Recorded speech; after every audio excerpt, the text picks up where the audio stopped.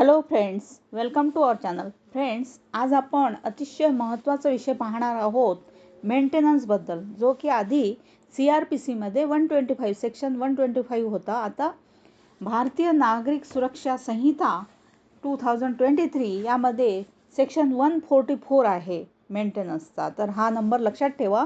Number change झालेला आहे, content ingredient तेच आहेत. तर आपण पाहूया मेंटेनन्स कोणाला मिळते आणि मेंटेनन्ससाठी कोण कोण क्लेम करू शकते, किती मिळू शकते, कुठे ही केस कुठे टाकायची, याबद्दल सर्व माहिती आपण या व्हिडिओमध्ये पाहणार आहोत. तर हा मेंटेनन्सचा जो भाग आहे सर्व कॉम्पिटिटिव्ह एक्झाममध्ये विचारण्यात येतो आणि इंटरव्ह्यूमध्ये सुद्धा यावर प्रश्न विचारण्यात येतात. आणि प्रॅक्टिसिंग लॉयर्ससाठी तर खूपच महत्त्वाचा सब्जेक्ट आहे, कारण मेंटेनन्सच्या केसेस खूप हाताळण्यात येतात आणि त्यावर सर्वांना प्रश्न पडतात वेगवेगळे. तर त्या प्रश्नांचे उत्तर या व्हिडिओमध्ये तुम्हाला नक्कीच मिळणार. तर व्हिडिओ पूर्ण पहा, लाईक, कमेंट, शेअर करा आणि सबस्क्राईब करायला अजिबात विसरू नका. तर चला पाहूया आपण मेंटेनन्सबद्दल संपूर्ण माहिती. तर चॅप्टर 10 BNSS सेक्शन 144 यामध्ये पत्नी, अपत्ये आणि आईवडील यांच्या निर्वाहाकरिता आदेश आहे. तर यामध्ये दिलेलं आहे की पुरेशी ऐपत असताना जर कोणत्याही व्यक्तीने, म्हणजे जो कॅपेबल व्यक्ती आहे असा कोणताही व्यक्ती कोणाकोणाला देऊ शकते, कोण कोण मागू शकते, तर स्वतःचा निर्वाह करण्यास असमर्थ असलेल्या त्यांच्या पत्नीचा, म्हणजे इनकॅपेबल आहे, फायनान्शियल इन्कम काहीच नाही आहे अशी पत्नी.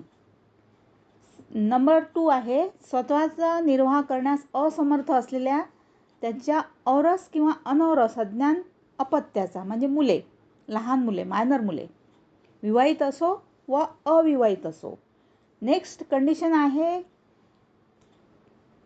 सज्ञान झालेले औरस किंवा अनौरस अपत्य, त्यामध्ये विवाहित मुलगी नाही, कोणत्याही शारीरिक किंवा मानसिक असामान्यतेमुळे किंवा फिजिकल डिसॅबिलिटी असेल कोणत्याही मुलाला किंवा मुलीला, तर तो स्वतःचा निर्वाह करण्यास असमर्थ आहे, अशा वेळेस अशा अपत्याचा सुद्धा त्या अपत्याला मेंटेनन्स देणे आवश्यक आहे. नेक्स्ट कंडिशन आहे स्वतःचा निर्वाह करण्यास असमर्थ असलेल्या आईवडील, जे पॅरेंट्स आहेत ते सिनियर सिटिझन असतात आणि ते स्वतःचा इन्कम, त्यांचा फायनान्शियल इन्कम नसते, ते इनकॅपेबल असतात, तर त्यांना मेंटेनन्स देणे आवश्यक आहे. आता निर्वाह करण्याबाबत उपेक्षा केली किंवा तो करण्यास नकार दिला, म्हणजे कोणत्याही मुलाने किंवा कोणीही मेंटेनन्स देण्यास नकार दिला, तर काय होऊ शकते, त्यांच्या विरोधात प्रथम वर्ग न्यायदंडाधिकारी ऑर्डर करू शकतात आणि मंथली इन्कम द्यावे अशी ऑर्डर ते करू शकतात. त्यांना मंथली इन्कम देण्याची आज्ञा देऊ शकतात. नंतर त्यामध्ये काही प्रोविजो आहेत. ते प्रोविजो अशा प्रकारे आहेत की मुलगी, अज्ञान मुलगी विवाहित असल्यास तिच्या पतीकडे पुरेशी ऐपत नाही अशी जर न्यायदंडाधिकाऱ्यांची खात्री झाली, म्हणजे जे प्रथम वर्ग न्यायदंडाधिकारी न्यायाधीश साहेब आहेत त्याची खात्री झाली की त्यांच्या पतीकडे पुरेशी फायनान्शियल त्यांचा इन्कम नाही, अशी अज्ञान मुलगी सज्ञान होईपर्यंत, म्हणजे मायनर आहे पण परंतु मेजर होईपर्यंत तिच्या बाबांनी, म्हणजे तिच्या वडिलांनी तिला असा भत्ता द्यावा, असा आदेश मान्य न्यायदंडाधिकारी साहेब देऊ शकतात. आता नेक्स्ट प्रोविजो पुन्हा आहे, त्यामध्ये या पोट कलमाखालील निर्वाहासाठीच्या मासिक भत्त्याच्या संबंधातील कारवाई प्रलंबित असताना, म्हणजे पेंडिंग आहे केस, तर अशा व्यक्तीला तिच्या पत्नीच्या किंवा अशा अपत्याच्या किंवा आईबाबांच्या अंतरण निर्वाहाकरिता मासिक भत्ता, म्हणजे इंटेरिम मेंटेनन्स देण्याकरिता ऑर्डर देऊ शकतात की यांना इंटेरिम मेंटेनन्स देण्यात यावा, अशी ऑर्डर ते देऊ शकतात. त्यानंतरची नेक्स्ट प्रोविजन आहे की अंतरिम निर्वाह भत्ता आणि दुसऱ्या परंतुकाखालील कारवाईचा खर्च यासाठीचा अर्ज शक्य असेल तितपत, म्हणजे अशा अर्जाची नोटीस अशा व्यक्तीवर बजावण्यात आल्याच्या दिनांकापासून 60 दिवसाच्या आत निकालात काढण्यात येईल. म्हणजे ही कंडिशन महत्त्वाची आहे की 60 दिवसाच्या आत निकालात काढण्यात येईल. तर हा होता 144 सेक्शन 144चा एक पॉईंट. यामध्ये एक पत्नीबद्दल एक व्याख्या आहे की पत्नी म्हणजे कोणती, तर पत्नी म्हणजे जिला आपल्या पतीने घटस्फोट दिलेला असून किंवा जिने त्यांच्यापासून घटस्फोट मिळविलेला असून पुनर्विवाह केलेला नाही, अशा पत्नीचा यामध्ये समावेश होतो. म्हणजे तिने घटस्फोट तर घेतलेला आहे, परंतु तिचा पुनर्विवाह अजूनपर्यंत झालेला नाही किंवा तिने पुनर्विवाह केलेला नाही, तर अशा पत्नीला मेंटेनन्स मिळू शकते.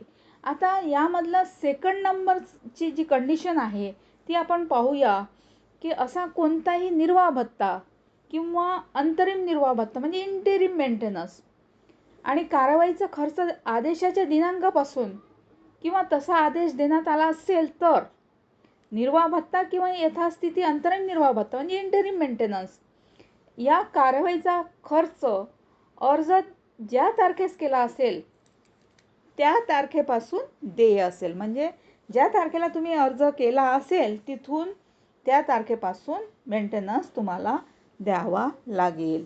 तर हा होता सेकंड नंबरचा पॉईंट. आता थर्ड नंबरचा पॉईंट असा आहे की आदेश देण्यात आलेली कोणती व्यक्ती पुरेसे कारण नसताना म्हणजे त्याच्याकडे कोणतेच रिजनेबल रिझन नाहीत अशी व्यक्ती आदेशाचे अनुपालन करण्यात चुकली, म्हणजे ऑर्डर दिली मॅजिस्ट्रेट साहेबांनी आणि ती ऑर्डर यांनी ओबे केली नाही, तर असा कोणताही दंडाधिकारी आदेशाच्या प्रत्येक भंगाबद्दल देय असलेली रक्कम वसूल करण्यासाठी द्रव्यदंड म्हणजे फाईन बसू शकतो. या फाईनची तरतूद केलेली किंवा वॉरंट काढू शकेल. जर तुम्ही फाईन भरला नाही तर वॉरंटसुद्धा तुमच्या विरोधात निघू शकते आणि वॉरंटच्या अंमलबजावणीनंतर निर्वाह भत्त्यासाठी किंवा यथास्थिती अंतरिम निर्वाह भत्ता आणि कारवाईचा खर्च यासाठी प्रत्येक महिन्याचा संपूर्ण भत्ता किंवा त्याचा कोणताही भाग द्यावायचा राहिल्यास अशा व्यक्तीला त्याबद्दल 1 महिन्यापर्यंत असू शकेल इतक्या मुदतीच्या कारावासाची किंवा तत्पूर्वी भरणा झाल्यास तो होईपर्यंत शिक्षा होऊ शकते. हा होता थर्ड नंबरचा पॉईंट. आता यामध्ये सुद्धा 2 प्रोविजो आहेत. नंबर 1चा प्रोविजो आहे कंडिशन 3 नंबरच्या मध्ये प्रोविजो आहे. हा प्रोविजो आहे की या कलमाखाली देय असलेल्या रकमेच्या वसुलीसाठी ती ज्या दिनांकास देय झाली त्या दिनांकापासून 1 वर्षाच्या कालावधीत अशी रक्कम वसूल करण्यासाठी मान्य न्यायालयाकडे अर्ज करण्यात आल्याशिवाय कोणतेही वॉरंट काढण्यात येणार नाही. आणि नेक्स्ट कंडिशन अशी आहे की आपल्या पत्नीने आपल्याबरोबर राहावे या शर्तीवर तिचा निर्वाह करण्याची तयारी अशा व्यक्तीने दाखवली आणि तिने त्या व्यक्तीबरोबर राहण्यास नकार दिला तर अशा मान्य दंडाधिकाऱ्याला तिने दिलेली नकाराची कोणतीही कारणे विचारात घेता येतील आणि अशी तयारी असली तरीही या कलमाखाली आदेश काढण्यास न्यायकारण आहे अशी त्यांची खात्री झाली तर त्याला तसे करता येईल. तर हे 2 प्रोविजो आहे थर्ड नंबरच्या कंडिशनमध्ये. आता यामध्ये स्पष्टीकरण असं आहे की जर पतीने अन्य स्त्रीशी विवाह केला असेल किंवा त्यांच्या पत्नीने त्यांच्याबरोबर राहण्यास नकार देण्यास ते न्यायकारण आहे असे मानले जाईल. म्हणजे जर पत्नीच तयार नाही आहे पतीसोबत राहण्यास तर ते सुद्धा पतीच्या फेवरमध्ये जाईल. नंबर 4ची कंडिशन आहे की कोणतीही विवाहित स्त्री परगमनी जीवन जगत असेल किंवा कोणतेही पुरेसे कारण नसताना ती आपल्या पतीबरोबर राहण्यास नकार देत असेल, म्हणजे पतीबरोबर जाण्यास तयार नाही, पतीच्या घरी राहण्यास तयार नाही, तर ते परस्पर संमतीने विभक्त राहत असतील तर या कलमाखाली आपल्या पतीकडून निर्वाहासाठीचा किंवा अंतरिम निर्वाह भत्ता व कारवाईच्या खर्चासाठीचा भत्ता मिळण्यास ती हक्कदार असणार नाही. ही 4 नंबरची कंडिशन सुद्धा पतीच्या फेवरमध्ये आहे की ती स्त्री यायला तयार नाही तुमच्या इथे राहायला तर तिला मेंटेनन्स मिळणार नाही. नंबर 5ची कंडिशन आहे जिच्या बाजूने या कलमाखाली आदेश देण्यात आला असेल अशी कोणती विवाहित स्त्री परगमनी जीवन जगत आहे किंवा आपल्या पतीबरोबर राहण्यासाठी पुरेसे कारण नसताना सुद्धा नकार देत आहे. म्हणजे असं कोणतंच रिझन नाही आहे की तिला तिच्या पतीच्या घरी येण्यास तिला काही रिझनच नाही आहे, ती तशीच येत नाही आहे पतीच्या घरी राहायला किंवा ते परस्पर संमतीने विभक्त राहत आहेत हे साबित झाल्यावर माननीय न्यायदंडाधिकारी साहेब आदेश रद्द करतील. तर या कलमाने पुढे काही कंडिशन आहेत की पुरेशी ऐपत असणारी व्यक्ती तिचा किंवा त्याचा निर्वाह करण्यास असमर्थ असलेल्या पत्नीचा औरस किंवा अनौरस अज्ञान अपत्याचा किंवा सज्ञान औरस म्हणजे मेजर औरस किंवा अनौरस अपत्याचा, यामध्ये विवाहित मुलगी सोडून आहे, आपल्या आईवडिलांच्या निर्वाहाकरिता आदेश देण्याची तरतूद केली आहे. आता या कलमाखाली अंतरिम निर्वाह भत्ता व कारवाईचा खर्च देण्याची देखील तरतूद आहे.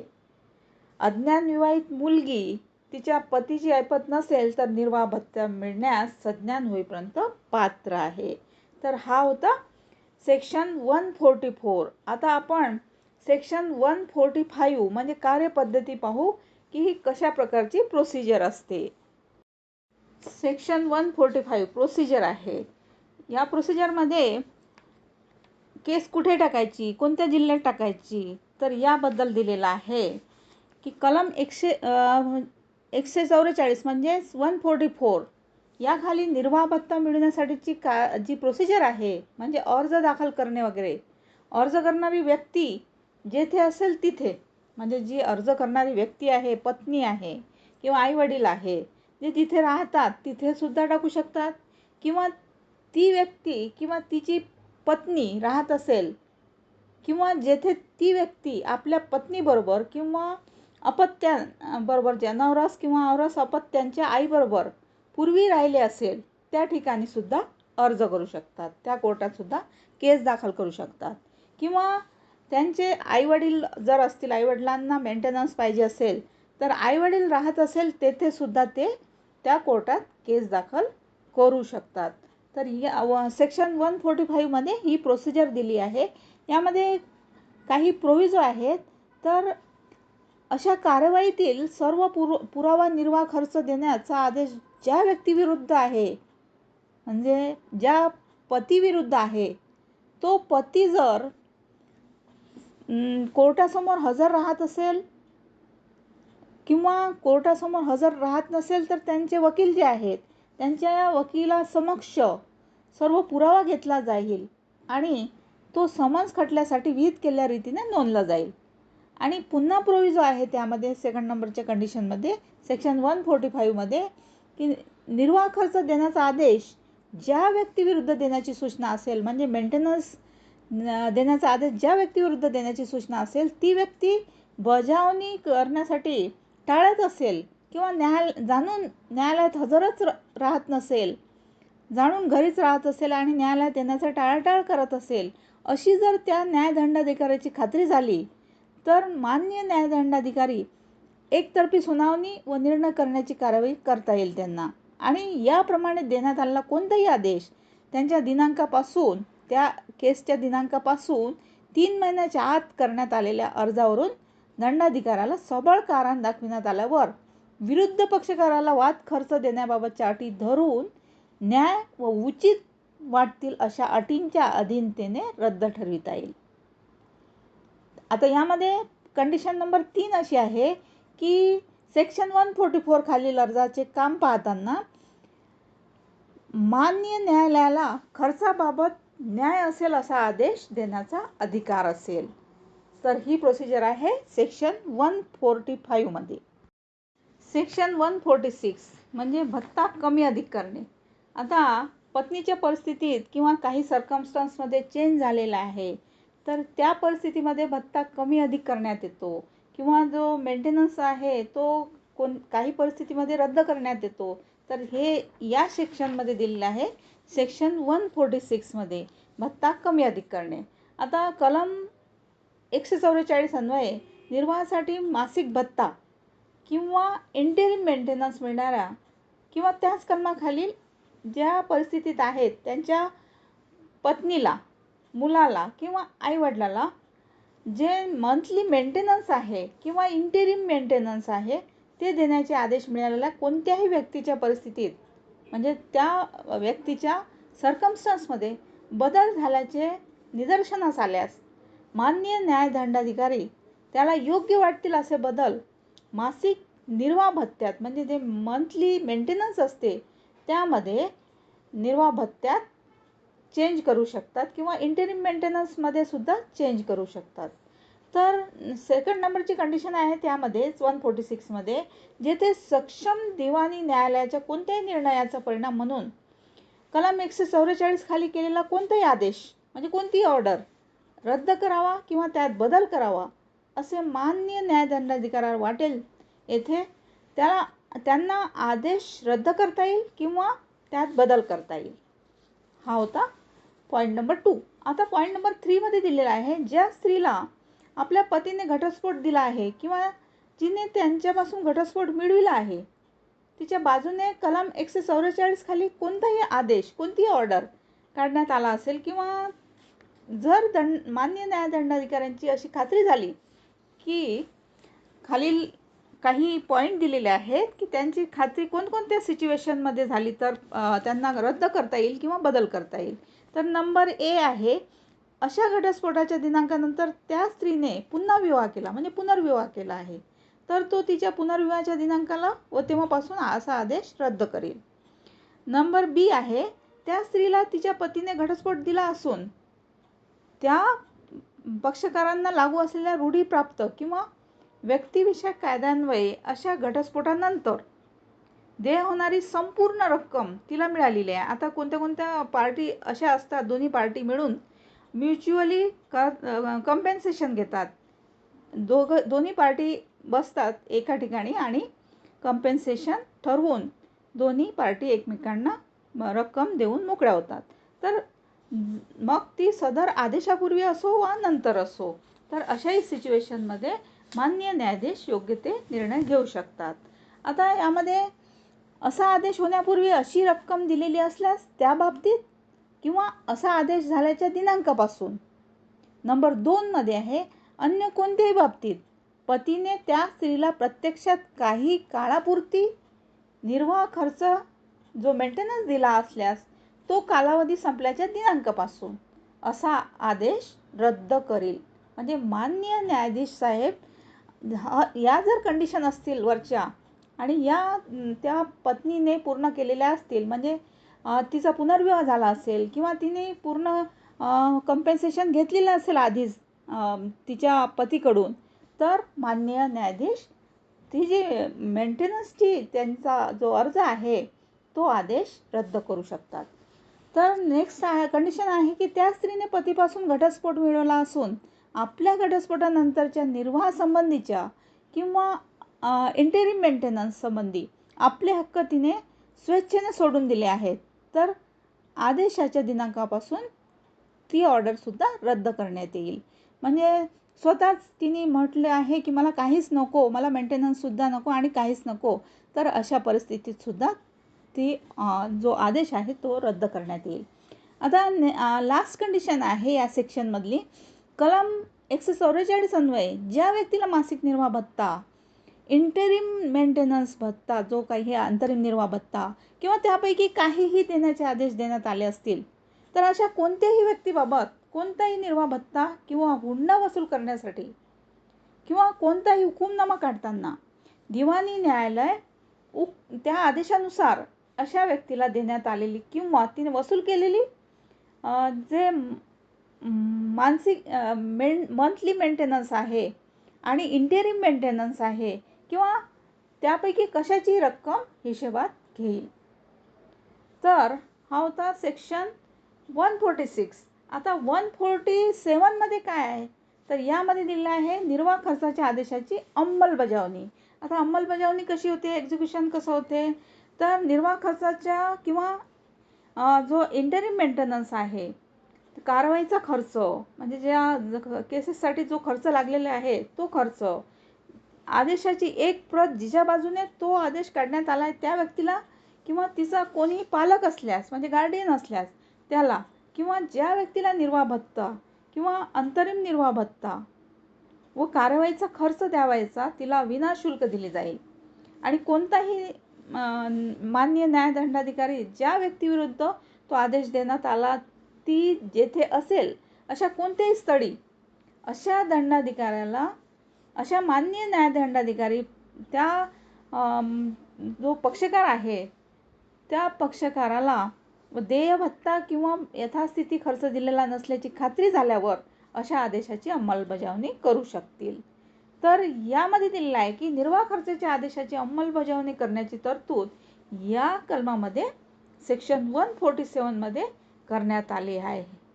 तर हा होता पूर्ण मेंटेनन्सचा चॅप्टर आणि यामध्ये सर्व प्रश्न कव्हर केलेले आहेत. सर्व पूर्ण माहिती आलेली आहे. थँक्यू.